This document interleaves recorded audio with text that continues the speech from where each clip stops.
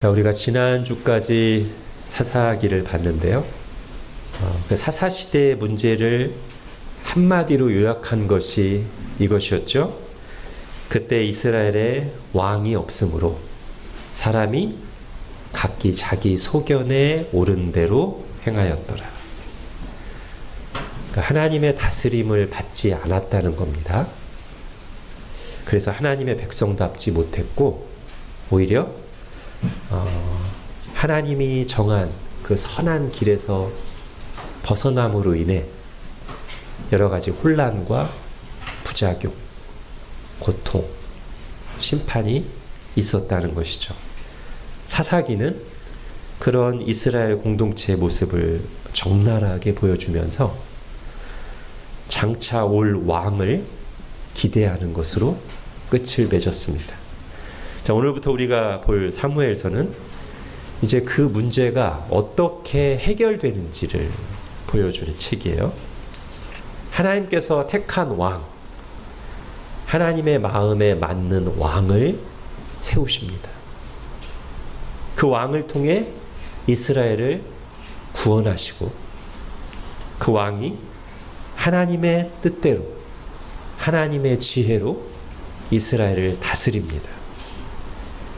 그러면서 이스라엘은 사사시대의 그 혼란과 어둠에서 벗어나 이제 하나님 나라의 백성다운 모습을 갖추기 시작합니다. 그 왕이 누구예요? 다윗이죠.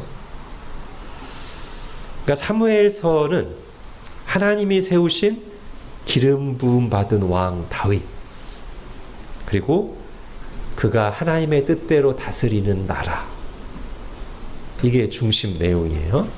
그리고 이것은 장차 오실 진정한 왕 예수 그리스도와 그가 구원하시고 다스리실 영원한 하나님 나라의 예표, 예고편, 모형이라고 할 수 있습니다. 제가 지금 장차라는 말을 썼습니다만 이거는 사무엘서의 기준에서 볼 때 장차고요. 우리 입장에서 본다면 이미 시작되었고 지금 진행 중인 이야기죠. 즉 예수 그리스도께서 오셔서 그분이 구원하시고 다스리시는 하나님 나라가 이미 왔고 시작됐고 지금 진행 중에 있으며 완성을 향해 나아가고 있습니다. 그리고 완성될 것입니다. 우리가 바로 그분의 백성입니다. 자, 그런데 때로 우리 자신에 대해서 자각하지 못할 때가 있어요. 우리가 누구며 지금 역사의 큰 흐름 속에서 또는 내 인생의 위치에서 어디쯤 서 있는지, 그리고 거기서 내가 정말 나의 신분에 걸맞게 하나님의 부르심에 맞게 살아가고 있는지, 내 모습이 어떤지 자각하지 못할 때가 있어요. 그럴 때 누군가가 한동안 우리를 딱 관찰하고 우리 삶의 모습을, 특징을 잘 살려서 그림으로 딱 그리고 보여주면 우리가 이게 나야? 내가 이래? 이렇게 새삼 우리의 현재 모습을 발견하고 깨달을 수 있죠. 구약 성경에 나오는 이 예고편, 모형은 우리에게 그런 유익을 줍니다. 즉, 그저 먼 옛날 이야기가 아니라 지금 이 이야기는, 사무엘서의 이야기는 우리에게 성취된, 지금 진행 중인 이야기의 예고편, 모형이기 때문에 그것을 구체적인 사건과 인물들을 통해 보여줌으로써 지금 우리가 하나님의 백성으로서 어떤 은혜를 누리고 있고 어떤 위치에 있으며 어떻게 살고 있는지를 다시 예수 그리스도와의 관계 속에서 해석하고 돌아보게 해주는 역할을 합니다. 왜냐하면 이 이야기는 예수님 이야기의 예표, 모형이면서 당연히 그 예수님이 다스리시는 백성들, 나라의 이야기, 곧 우리 이야기의 예고편, 모형이기도 하기 때문입니다. 오늘부터 한 달 동안, 4월달 동안 이 사무엘서를 다시 한번 볼 텐데 그런 관점으로 바라보고 유익을 얻으시기 바랍니다. 자, 오늘 본문 이제 사무엘상 1장은 사무엘서로 넘어왔지만 아직 사사시대입니다. 사사시대 말기를 배경으로 해요. 그러니까 어떤 시대겠어요? 빛이 잘 보이지 않던 시대. 영적 지도자마저도 어두웠던 때. 그게 3장, 한번 3장 가보십시오. 3장 1, 2절에 그 시대를 표현한 말이 이렇게 나와 있습니다. 3장 1, 2절. 아이 사무엘이 엘리 앞에서 여호와를 섬길 때에는 여호와의 말씀이 희귀하여 이상이 흔히 보이지 않았더라. 이게 그 시대, 말씀이 없는 시대, 어두움,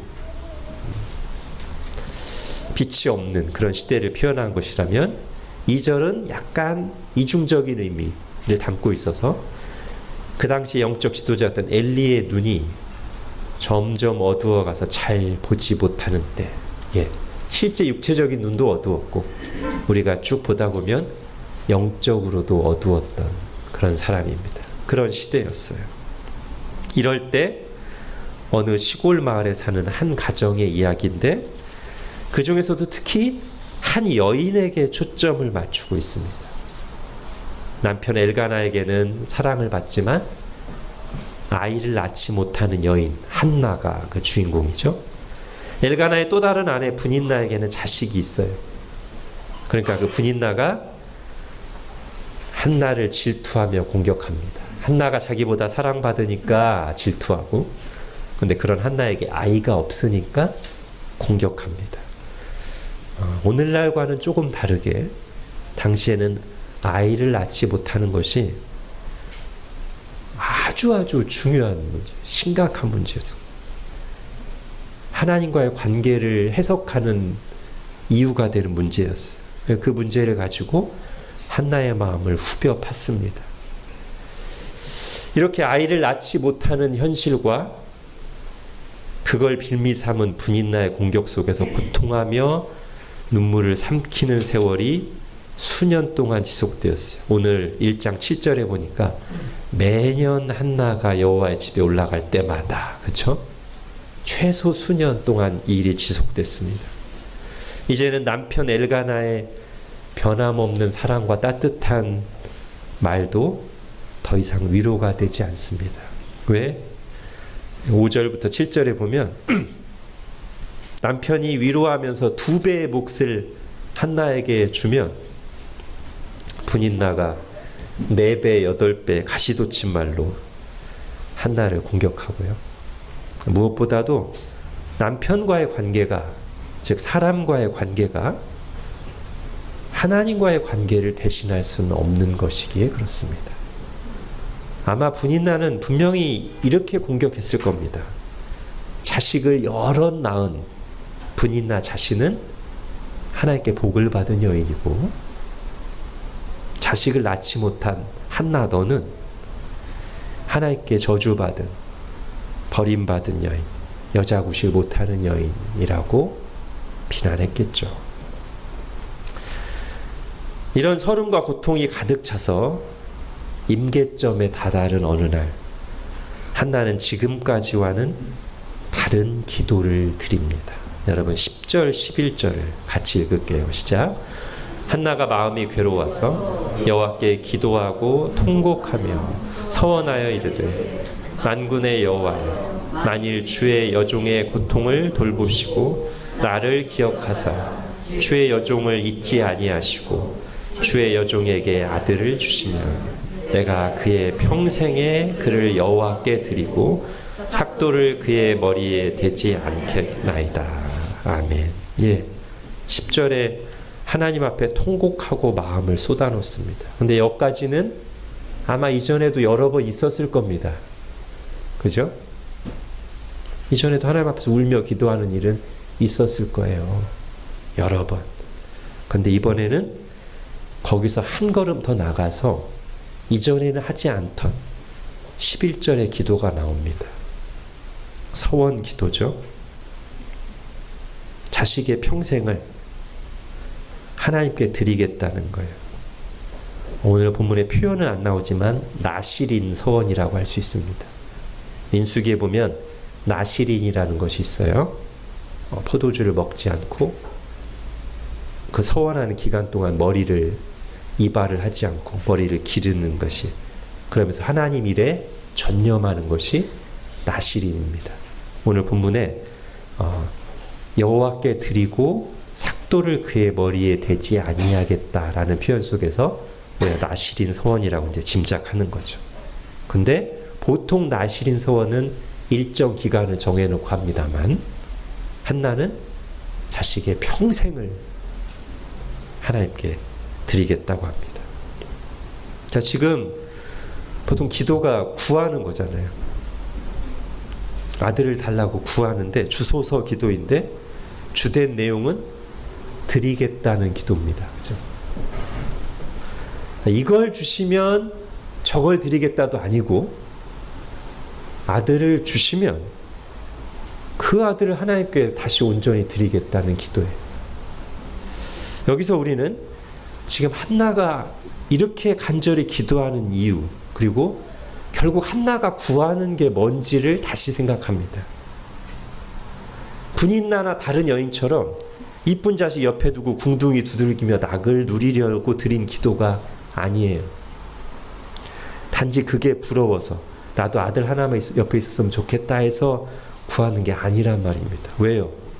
지금 한나는 아들을 주시면 바로 그 아들을 평생 하나님께 다 드릴 거니까. 아들과 함께 사는 낙은 애초에 하나님께 드리기로 서원하는 겁니다. 그리고 실제로 1장 22절, 28절에 보면 젖을 떼자마자 아이를 성소에 보내요. 더 이상 아들과 함께 살지 않습니다. 아들을 양육하고 아들과 함께하고 아들이 자라가는 것을 보는 기쁨은 진작에 포기했습니다. 그럼 한나가 구한 것은 뭡니까? 아들과 함께 살지도 않을 건데 아들을 왜 달라고 구하는 겁니까? 이러면 16절을 보십시오. 중간에 내가 지금까지 말한 것은 나의 원통함과 격분됨이 많기 때문입니다. 뭐예요? 지금 한나가 아들을 구한 것은 일단 원통함을 풀어달라는 것입니다. 2장도 한번 가볼까요? 이제 아들을 받고 난 뒤에 한나가 드린 찬양에 보면 또 알 수 있는 2장 3절부터 5절을 보십시오. 심히 교만한 말을 다시 하지 말 것이며 오만한 말을 너희의 입에서 내지 말지어다. 여호와는 지식의 하나님이시라. 행동을 달아보시느니라. 용사의 활은 꺾이고 넘어진 자는 힘으로 띠를 띠도다. 풍족하던 자들은 양식을 내어 품을 팔고 줄이던 자들은 다시 줄이지 아니하도다. 전에 임신하지 못하던 자는 7을 낳았고 많은 자녀를 둔 자는 쇠약하도다. 예, 지금 한나는 나의 원통함을 풀어달라고, 의인의 고통과 비천함을 돌아보시고 악인의 오만한 입을 닫아달라고 기도하는 것입니다. 분인나의 말처럼 내가 하나님께 저주받은 버림받은 여인이 아님을 확인시켜달라고, 내가 쓸모없는 사람이 아님을 보여달라고 기도하는 거예요. 낮은 자를 감찰하시고 기도를 들으시며 그들을 통해 당신의 영광을 드러내시는 하나님을 보고 싶다. 그 하나님이 지금 내 삶 속에 간섭하시고 다스리신다는 것을 나타내 달라는 기도입니다. 말하자면 아들이라는 복, 아들과 함께하는 그 복 자체를 구하는 것이기보다는 아들을 주시는 것을 통해서 나의 원통함을 풀어주시고 하나님이 나와 함께 하신다는 것을 보여달라는 기도입니다. 여러분, 한나가 고난이 아니었다면, 이 정도의 고난이 아니었다면 이런 기도 드렸을까요? 자식의 평생을 드리는 이런 헌신에 대해서 생각이라도 한번 해봤을까요? 아마 아닐 것입니다. 고난은 우리의 선택의 폭을 제한하는 경우가 많습니다만 때로는 우리의 선택의 지평을 넓혀주기도 합니다.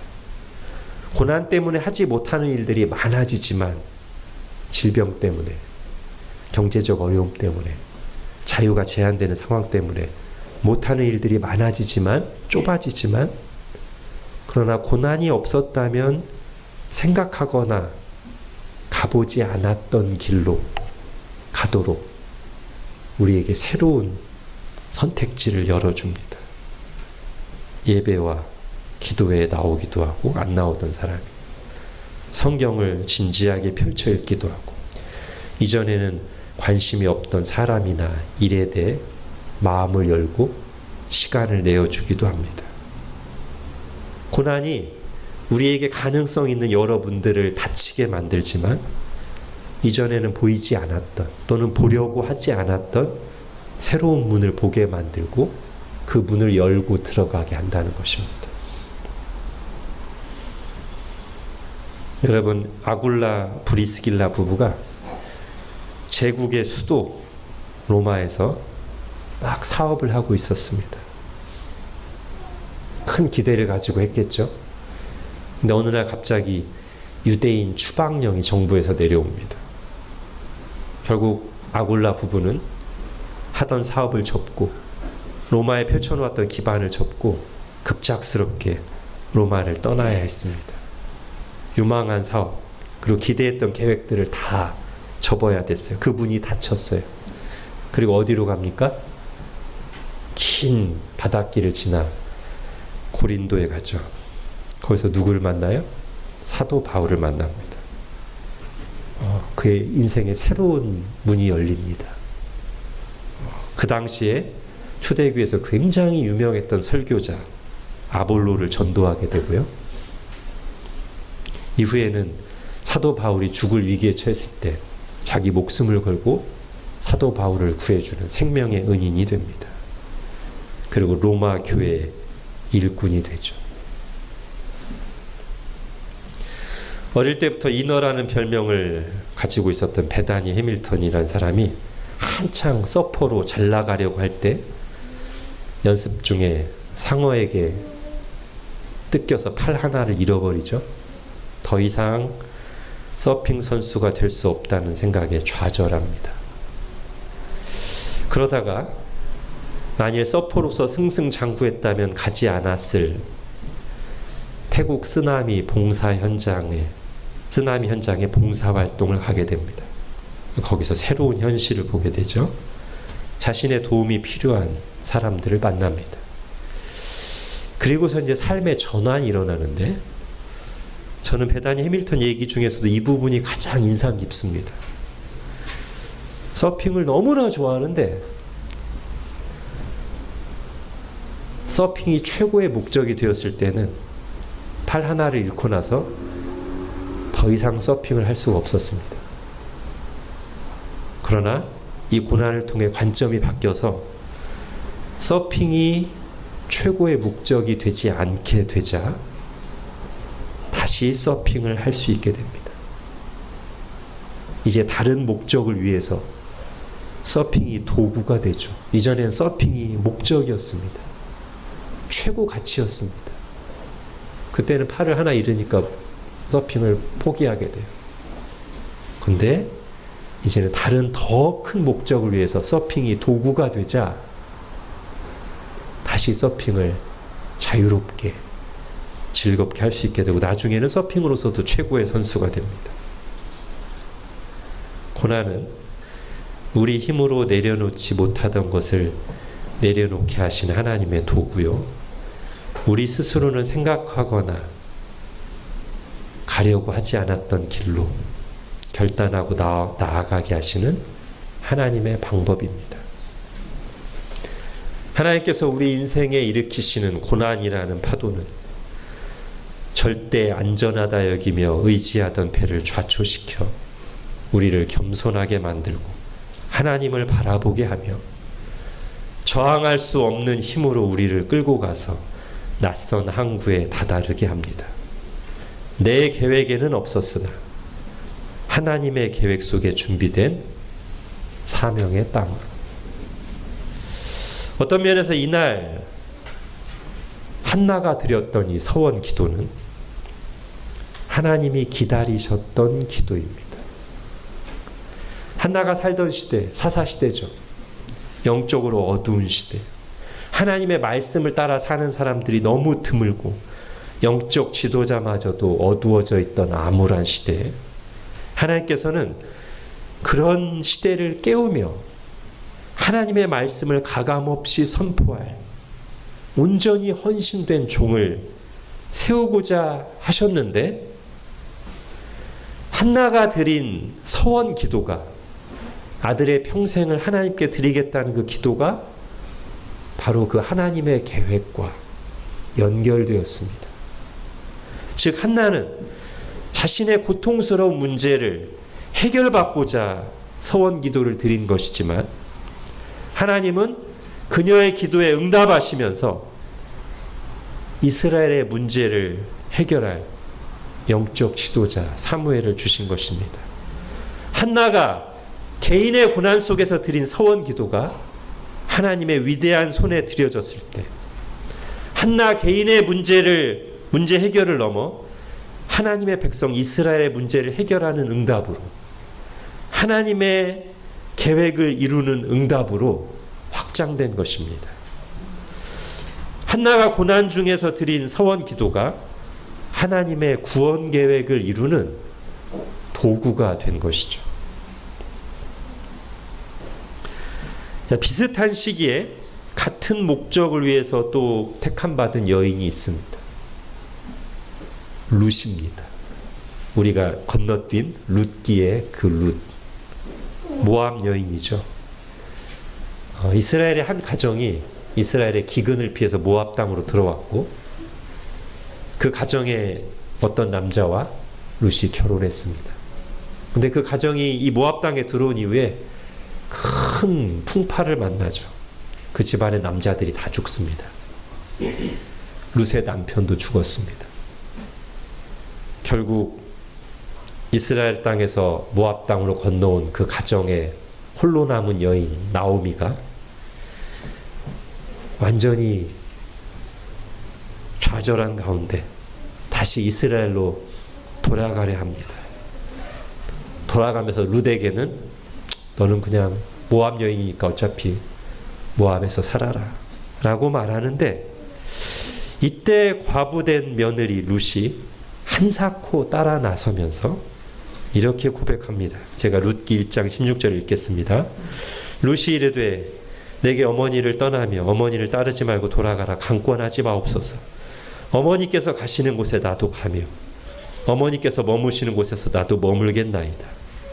어머니의 백성이 나의 백성이 되고 어머니의 하나님이 나의 하나님이 되시리니. 예, 이것은 거의 신앙 고백에 해당하는 내용인데요. 룻은 고난으로 그의 인생이 망가지고 다 잃은 것 같았지만 사실은 그 고난의 과정 속에서 하나님의 백성이 되는 복을 받았습니다. 그리고 중요한 인생의 결정의 순간에 즉 나오미를 따라서 이스라엘에 들어갈 것이냐 모압 땅에서 남아서 새 출발을 할 것이냐 라는 이 중요한 삶의 기로에서 많은 사람들이 선택하는 쉬운 길이 아니라 신자로서 옳은 길을 택합니다. 하나님을 택하고 하나님의 백성들과 함께 하기를 택합니다. 두고두고 복이 될 길을 선택하는 것이죠.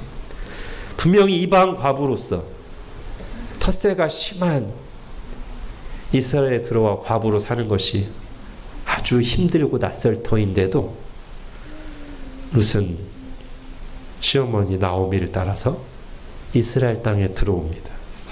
거기서 헌신적으로 시어머니를 봉양하다가 하나님이 예비하신 믿음의 사람 보아스를 만나서 재혼하죠.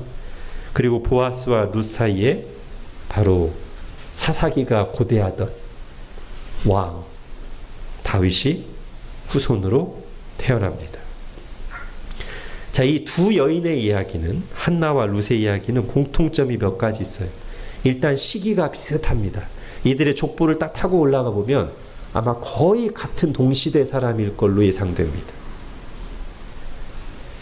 평범한 가정에서 일어난 시련과 어려움을 다룬다는 점에서도 공통점입니다. 그리고 그 시련의 한복판에서 그 고난 중에 있는 여인이 드린 기도와 헌신과 출산이 문제를 해결하는 데 핵심 역할을 했다는 점도 같고요. 이 모든 것을 통하여 구원을 이루어 가시는 하나님이 중심에 있다는 점에서 일치합니다. 자, 비슷한 시기에 각각 사무엘과 다윗을 낳았던 이 두 여인의 이야기는 한 1000년쯤 시간이 지난 뒤에 역시 거의 같은 시기에 세례자 요한과 예수님을 잉태하고 낳았던 두 여인, 그러니까 엘리사벳, 마리아 이야기와 상당히 유사합니다. 사무엘이 다윗에 앞서 말씀으로 이스라엘을 영적으로 각성시키죠. 그리고 때가 되자 다윗에게 기름을 부어 왕으로 세웁니다. 마찬가지로 세례자 요한은 예수님 앞서 말씀으로 이스라엘을 깨우고 준비시킵니다. 그리고 때가 되자 예수님께 세례를 주고 그때부터 예수님이 그리스도로서 왕으로서 사역을 시작하죠. 성경은 그런데 이 사람들뿐 아니라 하나님의 섭리 속에서 이들을 낳은 여인들의 이야기도 매우 비중 있게 우리에게 보여주고 있습니다. 하나님이 쓰신 여인들의 이야기를 성경에서 빼놓지 않고 다루고 있는 것이죠. 제가 다윗이 예수님의 예표, 예고편이라고 했는데 사실은 사무엘, 룻, 한나도 예수님 이야기 예고편의 한 부분입니다. 아니, 이런 사람들을 부르시고 쓰시는 것이 하나님의 방법이고 하나님 나라 이야기에서 반복되는 패턴입니다. 우리가 성경에서 계속 보게 되는 이야기고요. 바로 지금도 계속되는 이야기입니다. 하나님께 쓰임받은 여인들인 한나와 룻 이야기에 보이는 공통점이 있어요. 첫 번째는 고난입니다. 고난은 하나님께서 당신의 백성들을 부르시는 대표적인 방법입니다. 고난이 사람으로 하여금 하나님을 찾게 만듭니다. 하나님께 기도하게 합니다. 하나님의 말씀을 이전과 다른 마음으로 듣고 받게 합니다. 고난이 이전에는 가지 않았던 하나님이 부르시는 자리까지 우리를 이끌어 갑니다. 그러나 이게 공통점의 다는 아닙니다. 또 하나 빼놓을 수 없는 공통점이 있으니 바로 헌신입니다. 여러분, 한나는 고난 속에서 기도를 드렸는데 그 기도는 헌신의 기도죠. 내가 아들을 곁에 두고 양육하고 누리는 기쁨을 다 포기하고 그 아들의 평생을 하나님께 온전히 드리겠다는, 즉 가장 귀한 것을 드리겠다는 헌신이었습니다. 실제로 그렇게 했습니다. 막연하게 하나님께 드린 게 아니라 젖을 떼고 나서 나실인으로 성소에 드리죠. 아마 한나는 오늘 우리가 본문에서 보는 아들을 하나님께 드리겠다는 기도를 할 때 그녀의 마음속에는 구체적으로 이 내용이 들어있었을 겁니다. 젖을 떼면 나실인으로 성소에 아들을 드릴 것이다. 룻도 마찬가지죠. 룻도 헌신했습니다. 시어머니를 봉양했습니다. 마리아는 어떻습니까? 예수님을 잉태한 마리아 역시 죽음을 무릅쓴 순종을 한 거죠.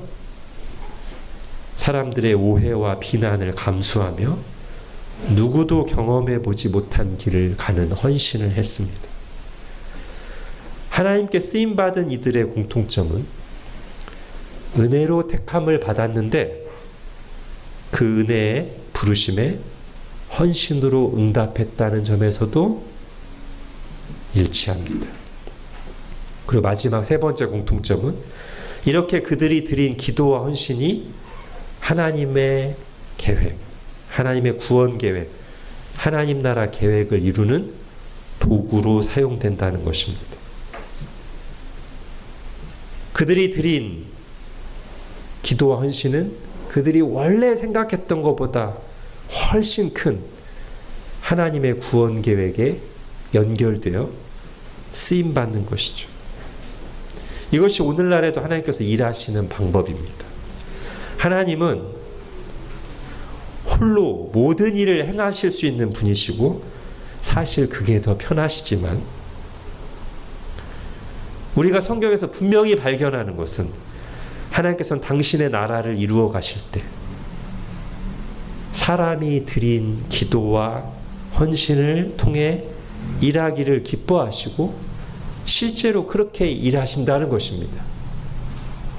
지금까지 그렇게 일해 오셨고 앞으로도 그러실 것입니다. 하나님이 그렇게 일하시기 때문에 우리가 드리는 기도와 헌신은 하나님의 계획을, 하나님의 뜻을 이루어가는 핵심 재료가 되고 우리는 기도와 헌신을 드리는 과정에서 하나님의 일하시는 것을 보고 하나님을 경험하게 됩니다. 손을 뻗어 하나님을 향해 기도와 헌신의 나무를 지켜든 사람들만이 거기에 불을 피우시는 하나님의 일하심을 볼 수 있습니다. 그리고 그 불은 내 인생을 비추는 것을 넘어 창세전부터 계획하시고 말씀하시고 성취해 가시는 구원과 하나님 나라라는 커다란 횃불의 일부가 됩니다. 기도하겠습니다. 하나님, 오늘 한나가 직면한 고난이, 고통이 하나님의 뜻을 이루는 섭리가 되어 그녀가 고통의 한계 지점에서 이전에는 생각해 보지 않았던 자식을 온전히 하나님께 드리는 소원 기도를 드렸을 때 하나님께서 그 기도를 받으셔서 그녀의 소원을 들어주실 뿐만 아니라 하나님의 계획 속에 있었던 구원과 하나님 나라를 이루시는 그 일을 위해 그 기도를 사용하시고 응답하신 것을 저희가 보았습니다.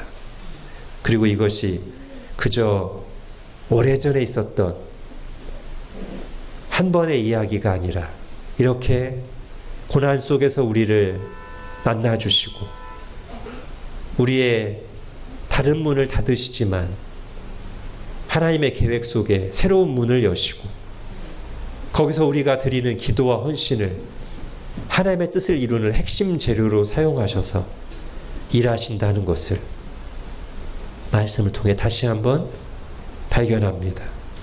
하나님, 우리의 눈을 열어주셔서 바로 예수님과 우리 이야기의 오래전 예고편이자 모형인 이 말씀을 읽을 때 그 속에서 이런 하나님의 일하심과 원리들을 발견하고 그것을 우리의 삶에 적용하여 살아가는 저희들 되게 하여 주옵소서. 오늘 여기에 서 있는 우리도 고난 속에서 하나님을 찾게 하시고 하나님의 뜻에 맞는 기도와 헌신을 드리면서 우리가 들어올린 보잘것없는 나무 위에 하나님의 영광의 불을 피우시는 그런 하나님의 일하심을 보게 하시고 그 불이 단순히 우리의 문제만 해결해주고 우리의 인생을 비추는 것을 넘어 하나님의 영원한 계획, 구원과 하나님의 나라의 횃불의 일부가 된다는 것을 깨닫고 살아가는 저희들 되게 하여 주옵소서. 예수님의 이름으로 기도합니다. 아멘.